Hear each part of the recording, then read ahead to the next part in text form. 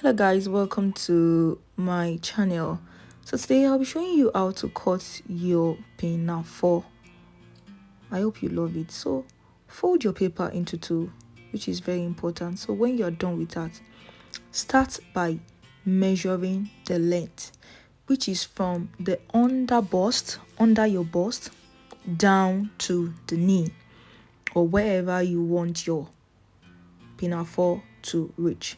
So once you measure the length, mark it.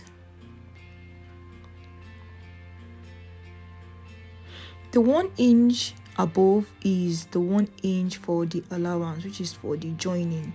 So going down, my length is 25 inches, so plus the 1 inch, that makes it 26, and plus the 1 inch down, that makes it 27. So measure the length on the other end as well.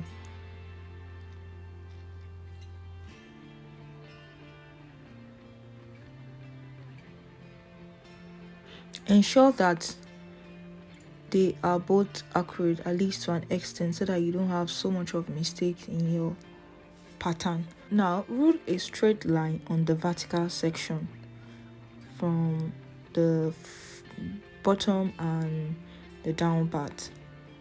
Rule a straight line.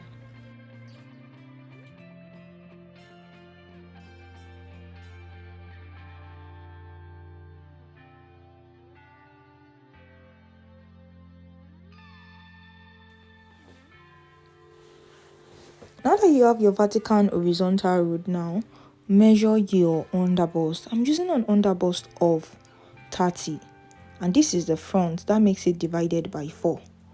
I would add allowance of 1 inch, which is 8.5. So mark it there as well.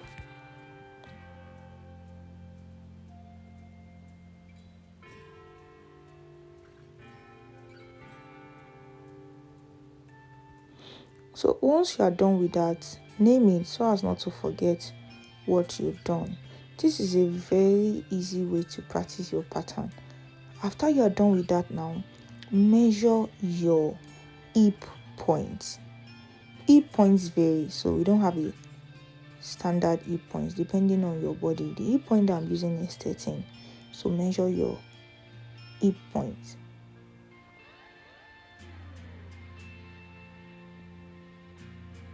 Measure your hip point to the right and the left, just to ensure you get a straight line. So join them together. Once you join them together, now measure your round hips. The round hips I'm using is 42 plus allowance. 42 is 10.5 plus allowance makes it 11.5.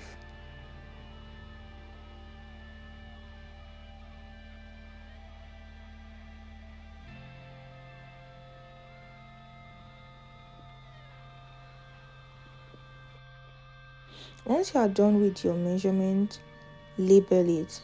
Remember, this is round hips. And on to the next one, which is the waist. So now, what you do to your waist, the easiest way to get the measurement of waist is subtract 1 inch from your hip. The hip we have here is 10.5. So minus 1, which is 9.5. If you really want to walk freely, it's okay. But if you notice that you want it to be snatched, you can change it on your terms. What I'm doing now is to join the hip and the waist together, because there is nothing much to do in that section again. So once I'm done with that, I label it. That is near round. Remember, we still have our waist, so now time to measure the waist. To measure the waist round, you need your measurement from the underbust down to the waist, which I have here. What I'm using here is 5, so join them together. So for this waistline, we have to take our dart from it, and that is half inch, but because we would fold them together, you have 1 inch, so just add your dart of 1 inch Also, how do you measure your dart? That is gotten from measurement of the nipple point. So measure your nipple to nipple, which is the nipple point. So once you measure that, that is your dart. But because this is folded into two, you find it easier to understand your dart measurement.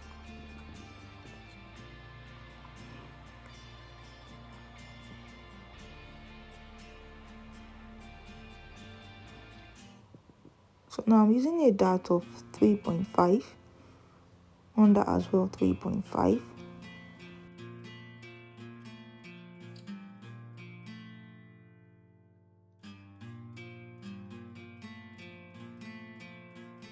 So measure your dart, which is the nipple to nipple point.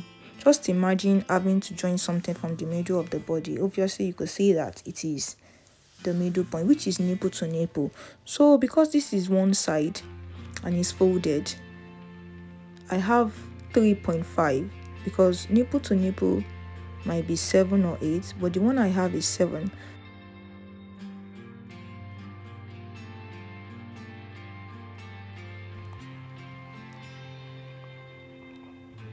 Take 5 inches below the waist. Measure 5 inches to connect the waist to the dart.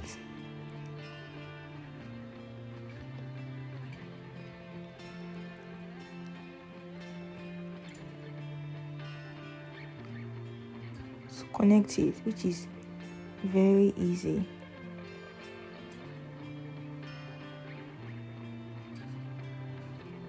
So once you are done connecting it, you are closer. What you do now is just to connect all your lines together to give you your desired pattern. And once you are done with that, your pattern is ready. And do the same for the back, and you just leave 1 inch allowance for the zip.